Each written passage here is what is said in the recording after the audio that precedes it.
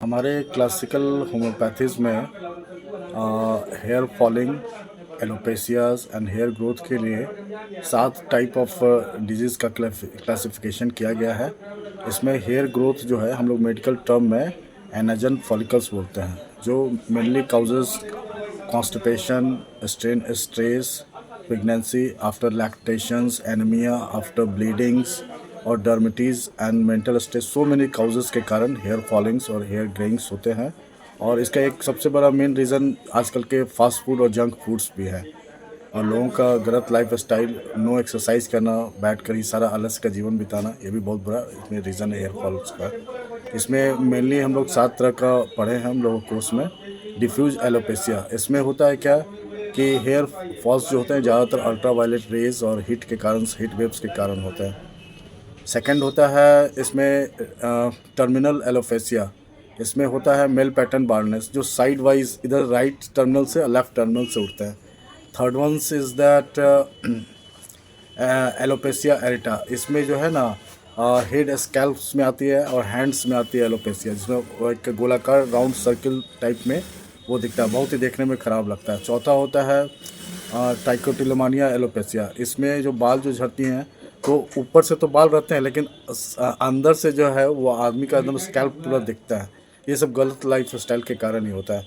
इसमें 6 type of जो alopecia होती हैं वो ज़्यादा चिल्ड्रंस के होती हैं। ये गलत प्रोलॉन्ग हेयर स्टाइल के कारण होती है। तो इसका उपाय कोई दवा तो नहीं, लेकिन इसमें रिवर्ट जो है ना हेयर स्टाइल को अपोजिट साइड में कम करने के कारण ये रिमूव हो जाती है।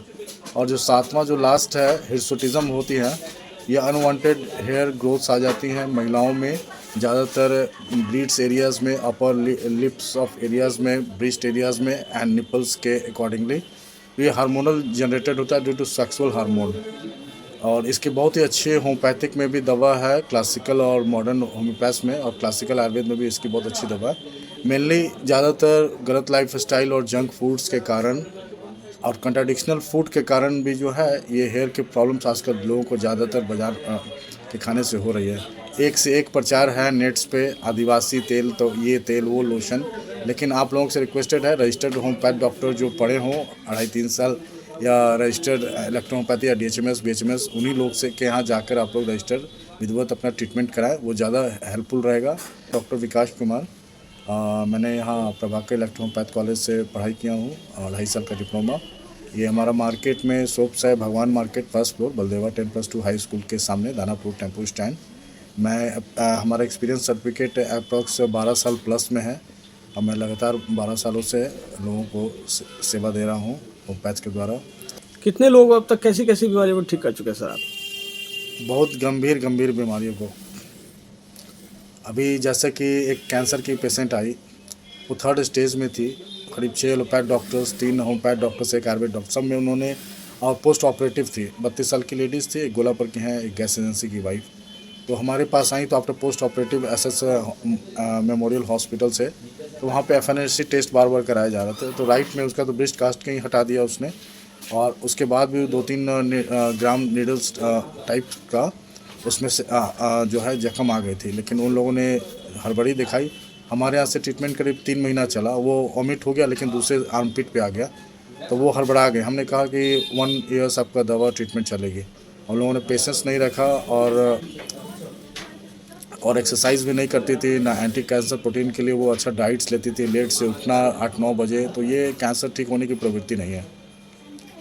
तो फिर वो डॉक्टर्स को चेंज करके, वो लास्टली मैं जानता हूँ वो हमारे पास ही घूम खाएगी 2 महीने के पास, समझे ना। कैंसर में इसकी लिमिटेड और अच्छी दवा है, लेकिन लोग जो है समय रहते 4th स्टेज के पहले ही आए, लास्ट स्टेज में ना आए तो ज़्यादा अच्छा है।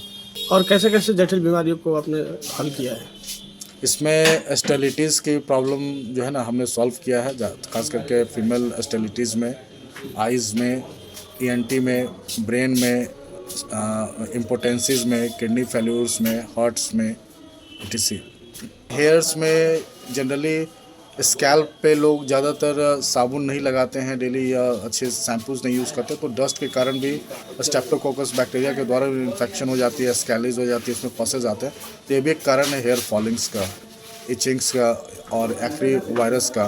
तो इसमें हम लोग होम्योपैथ में 4-5 मदर टिंचर्स हम लोग यूज़ करते हैं, आंवले की इसमें भिरिंगराज की कैंथलिस हो गया, सिनोथस एम और लाल मूली का जो एक्सट्रैक्ट है नंबर 1 रेमेडीज़ है हेयर रिमूवल, फंगस को रिमूव करने के लिए और न्यू हेयर ग्रोथिंग के लिए हम लोग लगाने के लिए भी देते हैं अर्निका के साथ और कोकोनट ऑयल के साथ। बॉडी का नेचर हम लोग देखते हैं, गर्म है खाना पसंद करती हैं, ठंडा खाना पसंद करती हैं, या बाहर का ज़्यादा ऑयली स्पाइसी फूड पसंद करती हैं, लेस पानी लेती हैं। तो हेयर के लिए 90% मेटाबॉलिक ही रीज़न जो है वो काउजेज आते हैं इसमें, तो उसी को हम लोग सुधारते हैं तो हेयर फॉलिंग रुक जाती है और बाकी बच्चे कुछ बालों को भी हम लोग बचा लेते हैं। 45 या 50 ईयर्स के बाद आने वाले हेयर फॉलिंग से हेयर ग्रेइंग जो पेशेंट्स हैं वो लोग नेचुरल रीज़न है, कितना भी महंगा दवा यूज़ करें, कितने भी बड़े डॉक्टर्स के पास जाएं, वो हेयर ग्रेइंग जो है 45-50 के बाद स्टार्ट हो जाती है। वो किसी भी पैथी से वो या कितना भी महंगा मल्टीविटामिन्स हो उससे वो ठीक नहीं होगा। लोगों को खुद लाइफ स्टाइल चेंज करनी होगी, अच्छा सात्विक भोजन लेना होगा, अच्छा एक्सरसाइज, अच्छा ऑयल यूज़ करें, तो इससे उनकी हेयर जो है वो अच्छी ग्रोथ करेगी।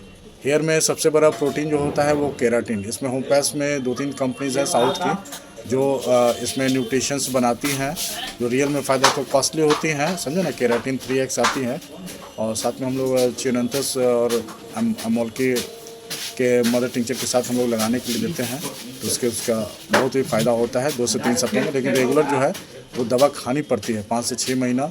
आयुर्वेद में तो 9 महीने का टर्मिनोलॉजी लिखा हुआ है हेयर के किसी भी ग्रोथ के लिए, होम्योपैथ में ऐसा टाइम बाउंडिंग नहीं लिखा हुआ है। कोर्स हम लोग पेशेंट को कराते हैं और सबसे यही रिक्वेस्ट है जंक फूड कम से कम यूज़ करें, यदि फास्ट फूड खाना ही हो तो घर में बना के यूज़ करें और ज़्यादा पानी इंटेक करें, डाइजेशन इम्प्रूव रहेगा